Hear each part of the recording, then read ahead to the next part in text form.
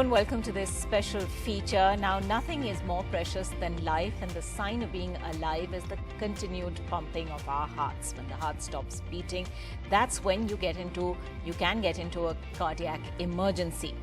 As per the World Health Organization's census statistics, mortality due to cardiac causes has overtaken mortality caused by all cancers put together. Worryingly, the onset of heart disease is now seen at a younger age, especially in people who are in their 30s and 40s. The biggest reason for heart-related deaths is a lack of awareness as to what needs to be done in a cardiac emergency. Now, every adult should know which conditions qualify as heart-related or medical emergencies. And the best way to do this is to learn beforehand the actions required in the case of a cardiac emergency. Life-saving techniques like CPR can give you the power to save a life, and it's been proven that bystander CPR improves the rate of survival by almost 50%. It's perhaps even more important if you have a loved one with a history of cardiac disease, as research reports that the majority of cardiac arrests happen at home. Save a Life is an initiative through which people are being made aware of the early signs and symptoms of cardiac arrest and also what to do. Today we have with us eminent cardiologists who can help you understand sudden cardiac death as well as the role of CPR to revive and save a life. Joining us, Dr. Naveen Kumar Cheruku, Senior Consultant, Interventional Cardiologist, Sunshine Heart Institute, Paradise, Hyderabad. We're also being joined by Dr. Pradip Warghane, Consultant Cardiologist with Dr. Kubesh Sri Sai Divine Cure Multi-Speciality Hospital, Chandrapur, and Dr. Sameer Saraf, Head of the Department of Cardiology at the UPUMS, CEFI, Etawah. Let me begin with Dr. Cheruku. What are good and bad cholesterol, and how do levels of good and bad cholesterol actually affect the heart? Can high cholesterol in the blood actually cause heart-related emergencies? Dr. Naveen Cheruku? Actually, the cholesterol is a very important parameter to monitor in our day-to-day practice of life, because this is an important risk factor for heart disease. So when you see the cholesterol, so we have the total cholesterol, which have divided into subdivisions of cholesterol levels. And among the cholesterol levels, you consider few of the cholesterol which is considered to be bad and few of them considered to be good. Among the bad cholesterol, the subcategories of cholesterol levels are LDL and VLDL and triglycerides. These are the three considered to be bad cholesterols, whereas HDL, which is considered to be good cholesterol. And when you see them, the level of cholesterol at which this is causing the heart disease or harmful to the body. And when you see the LDL levels, anything less than more than 100 is considered to be a risk factor, and VLDL anything more than 30, and triglyceride anything more than 150 considered to be abnormal. Whereas good cholesterol, which is considered to be the HDL, should be more than 60. So these are the levels at which you need to target for individual to not to succumb to any this heart disease. If I can bring in Dr. Pradip Warghane now. Dr. Warghane, what should be the ideal weight or the body mass index for good heart health? What is also the ideal waist to hip ratio? These are terms that we keep hearing about. There's also abdominal fat and the risks associated with that. So if you could tell us a little more about all these three things. Okay. So ideal BMI for the as a World Health Organization said, it should be 18.5 to 24.9. But for Asian population, it should be 18.5 to 22.9. So it is a ratio which measures your height and weight. And then regarding the waist hip ratio, it should be less than 0.90 for males and less than 0.80 for females. And regarding the abdominal fat, it is one of the most predisposing risk factor for the insulin resistance, dyslipidemia, heart diseases, and all other risk factors which can ultimately lead to the heart diseases. So yes, the abdominal fat, the belly fat, we can say, is one of the most important risk factor. Right. And is there an ideal waist to hip ratio also that we should be looking at, Dr. Warghane? Yes, it should be less than 0.90 in males Yes. and in less than 0.18 females. It should be, right. And as it is increases, risk increases. Dr. Saraf, if I can bring you in, what are the signs that one has a heart problem? When is it that, we should know it's time to see a doctor? Also, sometimes there's breathlessness caused by heart problems, sometimes by lung problems. How do we distinguish between the two? Yes, first of all, thank you for having me on board. Most common warning signs and signals of heart patient are little bit different in men and women.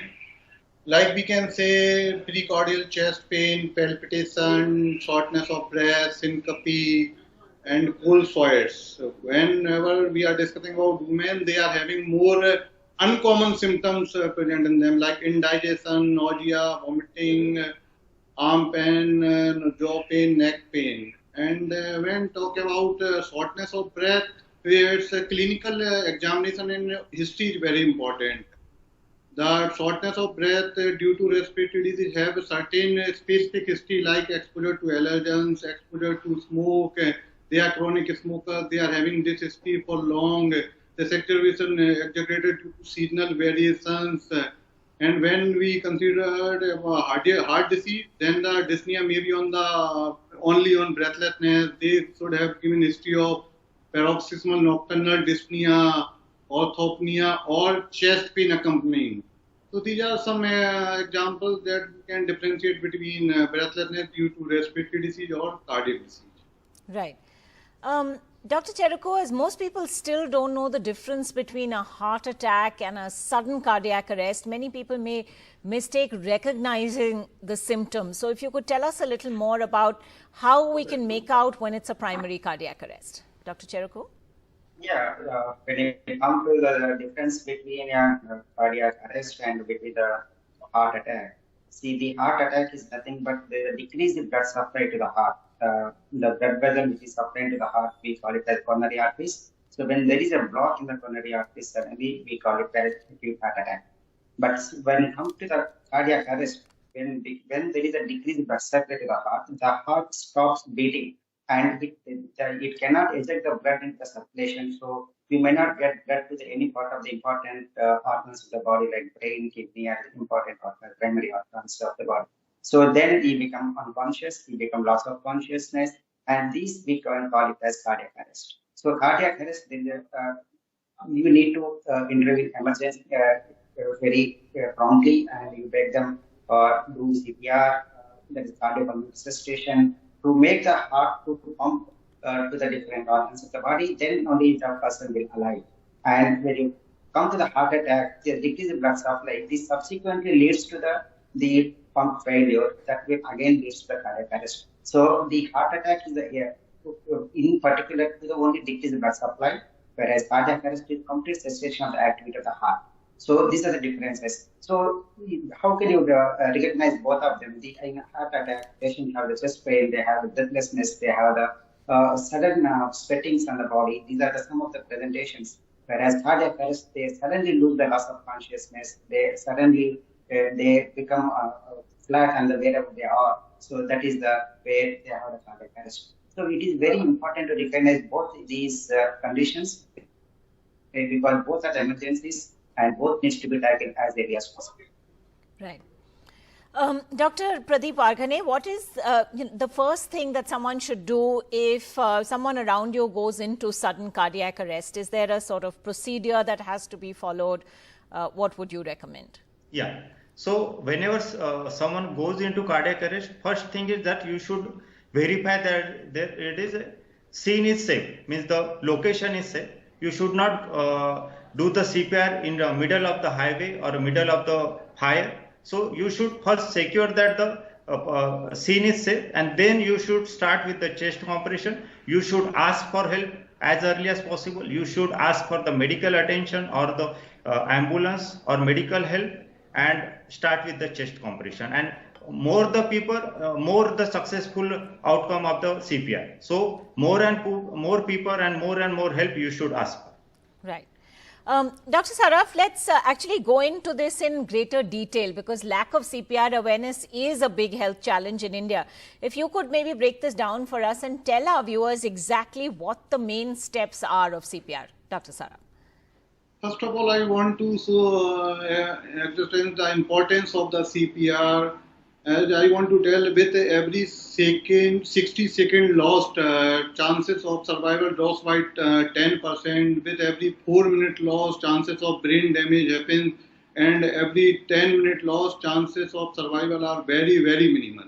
So we have to understand, and the CPR status should be included in curriculum of school, colleges, and university. Every layman person should know the CPR. So coming to the CPR, as it includes, it's called cardiopulmonary resuscitation. Rather, I would say would have been called cardiopulmonary revival. It should comprise of CAV, C for compression, A for airway protection, or V for rescue breath. Like Dr. Pradip said, we should immediately start chest compression. That should be rate, and depth should be specified. We should do around 100 to 120 per minute, and depth should be not more than 2 inches. Not more than 2 inches, it should be around 2 inches. And there will be minimum interruption between chest compressions. After every 30 chest compression, 2 rescue breaths should be given, and we should check for the breathing and pulse rate, and we should do it repeatedly until help or automated external defibrillator arises, and we should repeat this cycle again and again. All right. Dr. Saraf, that's a very comprehensive answer. Thanks very much indeed for that. We will take a quick break at this point, but when we come back, we'll talk about when not to give CPR, what to do when, whether at all it can damage someone when you're trying to give CPR, and much, much more. We'll be back in just a moment.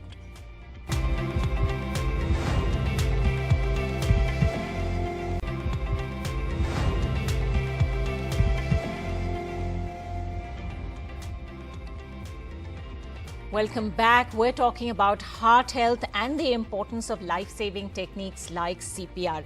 Let's go right back to our experts on the show. Dr. Cheruku, can you actually damage someone's heart if you perform CPR while it's beating? No, actually, when you are doing CPR, it doesn't harm to the patient. Basically, it is basically for survival of the patient. And when you do we never do CPR when there is a heart is beating. That is the time where you stop the CPR. And when we are doing the CPR, we have the giving the chest compression. That should be a good compression that needs to give the cardiac output from the heart. So that is called effective CPR. And in that doing the CPR, there is a little chance that the fracture of the ribs can happen, but it never harm to the heart. There is a chance to the ribs may fracture, very rarely, but it doesn't harm to the patient. CPR. Right. Dr. Warghane, let me bring you into this also. What if the person actually has an ICD or a pacemaker and then they have a cardiac arrest? Can one actually perform CPR on someone who already has a pacemaker? Yes. CPR is the life-saving technique. Whether the person has pacemaker, ICD or any other device, you should perform the CPR as soon as you are available for the CPR. And in hospital settings, the CPR may differ for the ICD and pacemaker patient, but for a layman, it should be basic technique as we are discussing. You should perform CPR as early as possible. Right. Dr. Saraf, what exactly are the current guidelines for CPR in India? Actually, Indian doctors, fellows are also following AHA guidelines that include CAV, but with few restrictions because Indian countries have financial limitations, not easily available resources like AED, automatic external defibrillator, and trained paramedic. So, Indian Resuscitation Council (IRC) have drafted a new change form of CPR that includes COLS, means compression only life support. That can a layman person can also do chest compression without proper training outside the hospital. Then the role of BCLS come, that is advanced basic life support circulatory system. And then the role of CCLS, comprehensive cardiovascular respiration system.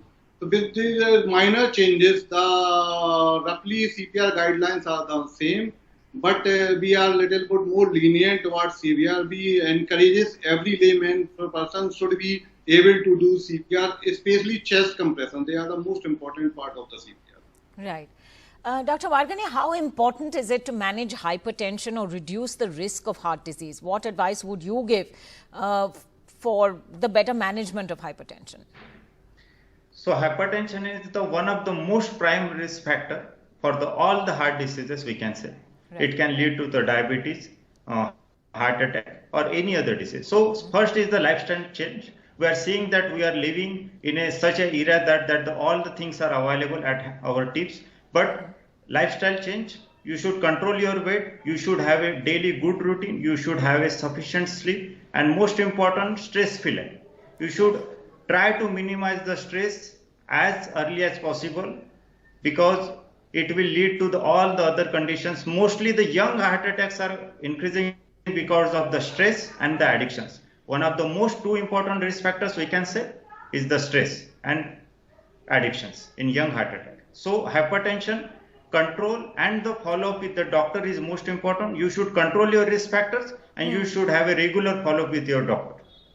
Dr. Saraf, anything you would want to add to these points on how exactly you can risk your reduce your stress factors? Actually, I want to say that in today's world, everybody is trying to do multitasking at a moment. Means a person is also doing a job in hospital, doing some job outside and involved in some commercial activities. So a person should not be so on the toes. A person should relax, a person should sleep at least 6 to 8 hours per day. A person should spend time with his family, with his friends, and a person should not be over-ambitious. Along with that, a person should seek psychological help also if he or his friends or his family members are facing any kind of problem. Because stress and addiction, as Dr. Pradip told, are the most important cause of young heart attack that is happening quite prevalent in the present times in India. Right.